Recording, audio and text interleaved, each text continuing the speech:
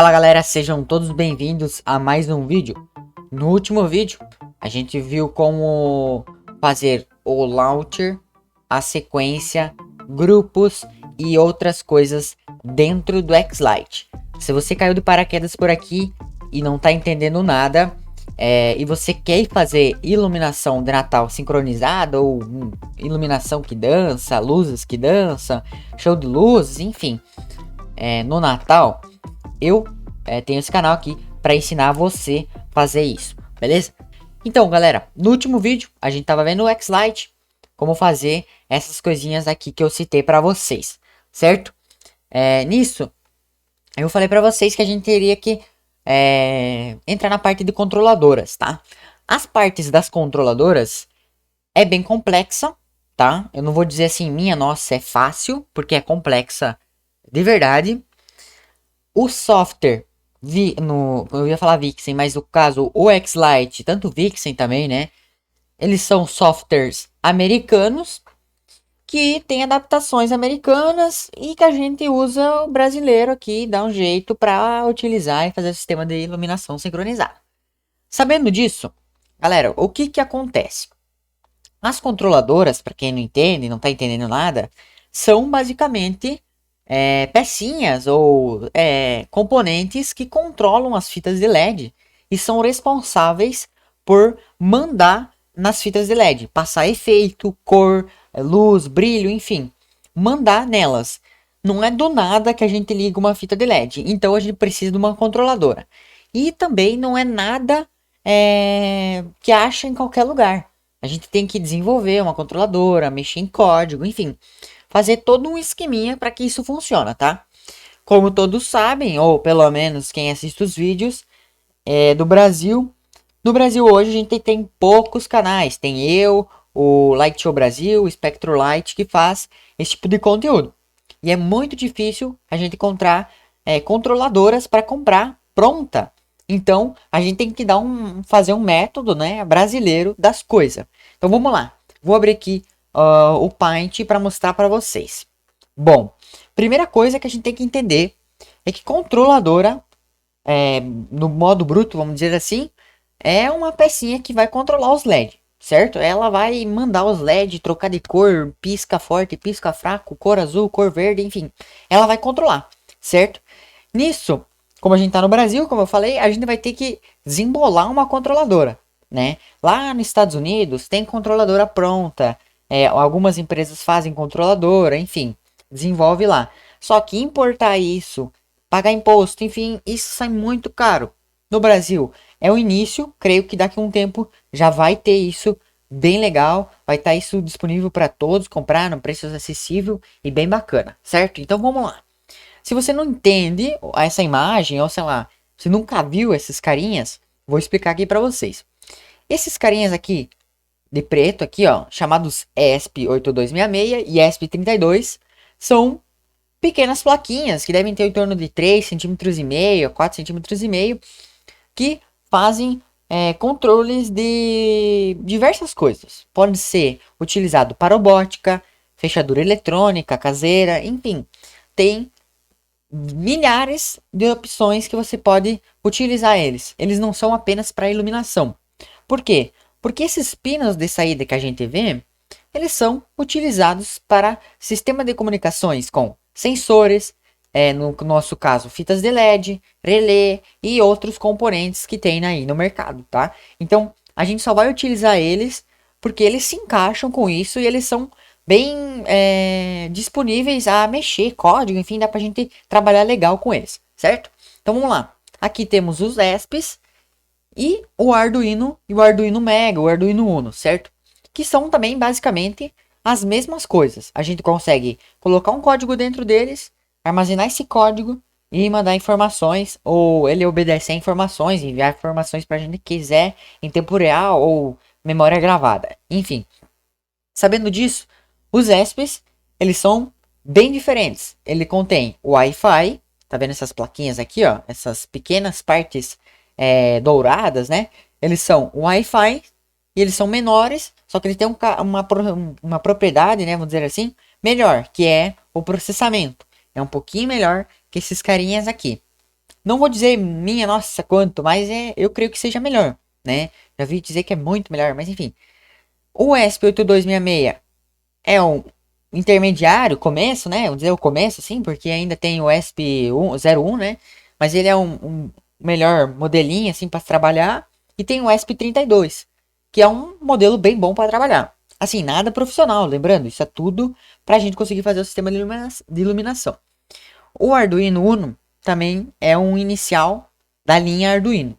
Tem o Arduino Mega, que já é uma linha mais alta, enfim, tem capacidade de processamento maior. Mas em resumo, todos aqui conseguem gravar um código dentro deles, tá? Esse código a gente vai colocar mais para frente e conseguir modificar esse código, beleza? Modificar, enfim, modificar além assim, tipo configurar, né? Para que ele se comunique com o computador e com as fitas de LED, certo? Então vamos lá. Como eu falei, os ESPs eles têm Wi-Fi e o Arduino Uno ele não tem Wi-Fi, nem um Mega. Acho que nenhum Arduino tem, ou enfim, acho que um tem. Né? Existem vários modelos. Eu já utilizei o Arduino Uno e o ESP8266, mas os meus colegas de iluminação já usaram Arduino Mega e ESP32. Na linha, trabalhando assim, digamos, bem a grosso modo, eles fazem a mesma coisa. Só que o que depende é a capacidade de processamento de cada plaquinha, de cada controladora, aqui no nosso caso, certo?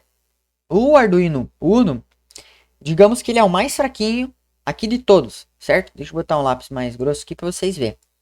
Ele é um Arduino que tem baixa capacidade de processamento.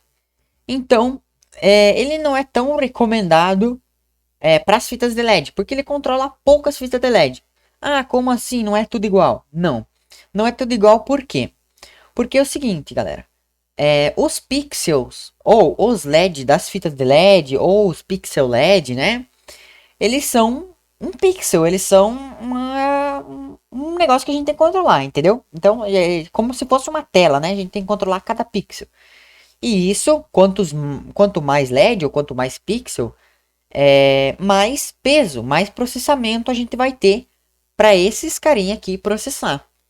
Então a gente tem o Arduino Uno, que hoje, em média, ele vai controlar 300 LEDs, tá? 300 pixels. O Arduino Mega, ele é um cara que vai controlar em torno de uns 900 pixels, ou LED, né? O ESP32, pelos testes que o pessoal fazia e tal, em torno de uns 900 também, até 1000 pixels, tá? Então ele é um pouquinho melhor. E o ESP8266 em torno de uns 600, eu já cheguei a colocar 700 e pouquinho nele, mas o ideal para ele rodar é 600, tá bom? Então o ESP8266 600. Então a gente tem essa diferenciação. Mas por que a gente tem que se preocupar com isso? Porque a sua casa provavelmente alguma hora vai exceder esses valor. Ou seja, no primeiro projeto provavelmente já vai exceder esses valor. Por exemplo, eu vou ter um ESP32. Ele vai controlar só 1000 pixels. E se eu tiver 2000 pixels, 2000 LEDs, não vai dar. A gente vai ter que colocar dois, entendeu? Ah, mas por que eu não posso colocar mais? Em determinados pontos, por exemplo, se eu colocar aqui 1300, cara, isso vai prejudicar desempenho, deixar os pixels lento, não vai ter o mesmo desempenho. Como assim? As iluminações trabalham em quadros, né, ou FPS, quadros por segundo. É como se fosse uma tela também. A gente costuma trabalhar normalmente em torno de 40 FPS, 60, com as controladoras, né? Vamos dizer assim. Os celulares hoje em dia já trabalham 30, 60 FPS, 120, enfim. Isso muda a velocidade e a fluidez do pixel, né? Do LED aí. Então, se a gente aumentar muito a quantidade de LEDs que esse carinha é capaz de processar, automaticamente o nosso processamento vai cair, né? Porque não vai ter o que muito que processar mais, porque ele não vai ter processamento. E os quadros por segundo vão baixar, então ele vai ficar mais lento. Então, se a gente tiver um efeito passando lá no nosso X-Lite, né? um efeito de iluminação, sei lá, um chase, que é alguma coisa que passa muito rápido no preview e nas fitas de LED, né? O efeito de luz ali vai ficar lento. Então, vai prejudicar a fluidez. E como é iluminação sincronizada, não vai ficar muito legal para visualizar. Então, vamos dar um exemplo. Digamos que o ESP32 com 1000 pixels se mantém. Ó, a letra tá bem feia porque eu tô com o mouse. Se mantém a 40 FPS ou a 40 quadros por segundo. Se eu colocar 1500, certamente o valor dos quadros vão para 30, menos que 30, ou até 20, ou nem vão rodar, vão travar, tá? Então, tem que ficar esperto nisso. Quando você vai fazer essa iluminação, saber quantos pixels tem naquela fita, naquele determinado local, ver se a controladora é suficiente, tá? Uma coisa que eu não indico, eu coloquei valores aqui, né, galera? 1000, 600, 300, 900. São valores que foram testados e que é um porto seguro para trabalhar, certo? Então, isso é o que vai aguentar numa fluidez legal ali de 40, 45 FPS, tá? Quadros por segundo, beleza? Então, é isso que a gente precisa entender. Vamos para outro ponto. Sabendo que a controladora não é qualquer uma e não é qualquer peça também, a gente tem que entender os protocolos de comunicação que elas trabalham. Por exemplo, o ESP8266, ele tem uma entradinha micro USB e também tem o Wi-Fi, certo? O ESP32 tem o Wi-Fi e também tem a micro USB, tá? O que tem a ver isso? O que importa isso? Vamos lá. Para a gente se comunicar com esse cara, a gente, no caso os ESPs, né? A gente pode se comunicar tanto via Wi-Fi, não utilizando, por exemplo, um provedor de internet, mas sim o protocolo Wi-Fi. Então a gente utiliza um roteador que não tem nada dentro ou que não tem nenhum usuário, um roteador só para iluminação, para que ele se comunique com os ESPs, certo? Ele se comunique com fluidez com os nossos ESPs. Daria para usar o roteador de casa? Sim, mas não é legal. Por quê? Porque quanto mais ESPs dentro, quanto mais dispositivos conectados a esse roteador, mais pesado fica, menos fluidez. Tudo aqui é menos fluidez, menos rapidez, menos quadros, enfim, tudo aqui é problema. Tudo que soma demais do que é necessário, tudo que podemos evitar e que tenha, por exemplo, tem mais dispositivo nesse roteador, vai dar travamento, vai dar problema, com certeza. Então, a gente pode se comunicar via Wi-Fi com os ESPs, né? Ou também por cabo, né? Que não é o que a gente faz aqui. A gente coloca outro tipo de código, um código diferente, tá? Cada código é uma situação, então, eu quero me comunicar via Wi-Fi. Beleza, então via Wi-Fi é um código. Eu quero via cabo, é outro código. Como é que a gente coloca o código? Utilizando o micro USB, coloca ele no computador, baixa um Arduino IDE, PyFlatter, enfim, ok? O programa que precisar ali eu vou mostrar para vocês, tá? Mas o indicado com os ESPs é trabalhar via Wi-Fi porque ele já oferece isso, tá? Mas pode ser via cabo também. Qual é a diferença? Trabalhar via cabo e via Wi-Fi. Desde a antiguidade até hoje, né? É mais claro dizer assim. Até hoje, a gente utiliza cabo. Para quê? O cabo do teclado, o cabo do mouse. E todo mundo sabe que o cabo, ele foi e ainda é mais rápido do que um sistema. Bluetooth, Wi-Fi, enfim, do Wi-Fi, né? Especificamente.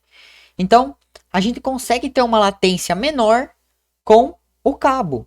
Se a gente utilizar o sistema Wi-Fi, a gente vai ter que ter, no caso não vai ter que ter, mas vai ter problemas. Por exemplo, se eu tiver o meu roteador a 2 metros, a gente vai ter um tipo de latência. A gente vai ter uma latência pouco mais baixa.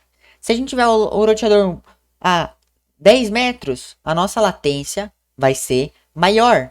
Então, vai ser problema.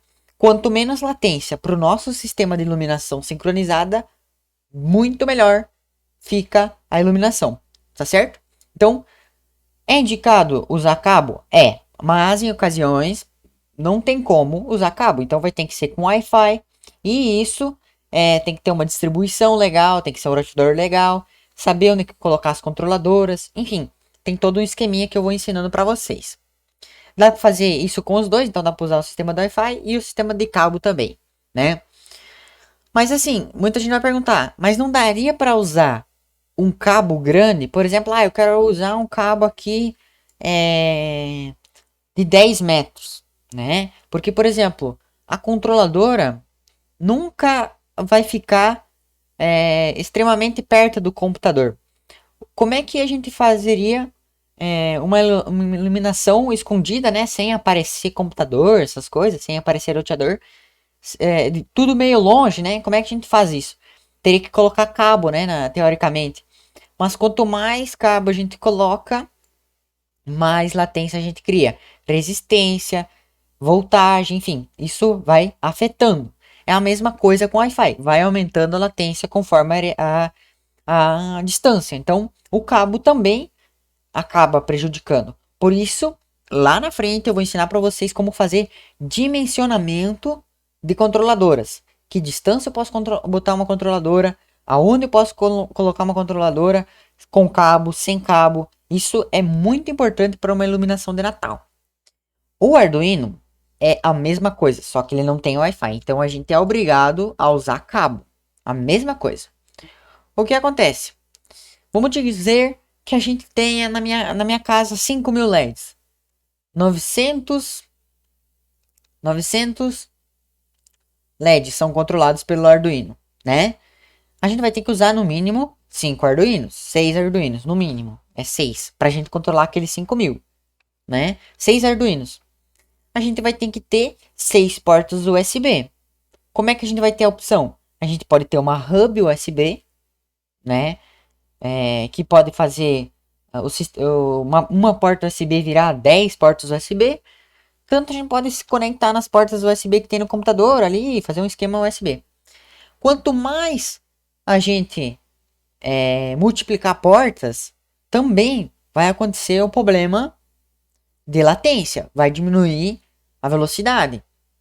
Então, não é indicado usar muitos desse nem muitos desse. Claro, se eu tiver uma iluminação com 10.000 LEDs, vamos ter que investir em controlador, enfim, comprar alguma coisa mais dos americanos ou uma coisa mais uma coisa que tem um processamento maior, né?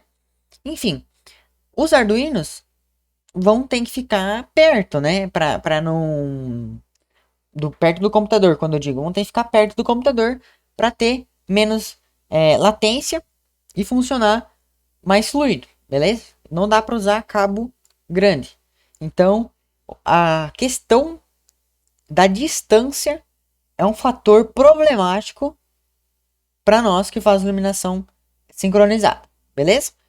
Galera, não sei se deu para entender, tá? Mas é mais ou menos isso, tá? Tem que entender como é a controladora, para que ela serve, como é a comunicação dela. Se vocês tiverem dúvida, pode colocar nos comentários ou me chamar no Telegram aqui na descrição, que eu vou estar tentando resolver, ou sei lá, tirar dúvidas aí de vocês, beleza?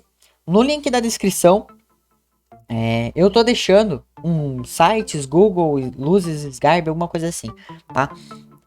Vai estar lá site, no caso loja, né? Que eu tô disponibilizando o link direto desse produto, tá? No caso do ESP. Eu vou adicionar ainda o ESP32, o ESP Arduino, no caso o Arduino Uno, né? O Arduino Mega, para vocês adquirir, tá? Conforme a gente vai vendo as aulas aqui, aula não, né? Os vídeos, e vocês criarem interesse e quiser testar já os ESP com fita de LED, eu tô deixando o link lá do site dos produtos que eu já comprei, ou 99,9% dos produtos que eu já comprei. Nem tudo eu comprei pela internet, né? Mas eu tô disponibilizando os produtos que a gente usa numa iluminação de fita de LED, tá? Então você pode ver lá um produto, clica no link, você vai ser redimensionado aí pro site da Shopee, AliExpress e do Mercado Livre, tá? Eu botei só o link ali dos produtos que eu já comprei, tá? A maioria, pelo menos. E no caso do ESP aqui também. E você vai ter facilidade em achar o produto lá. Beleza, galera? Deixe seu like aí. Compartilhe aí se você tem um amigo aí que quer fazer iluminação sincronizada. Valeu e até o próximo vídeo aí. Fui!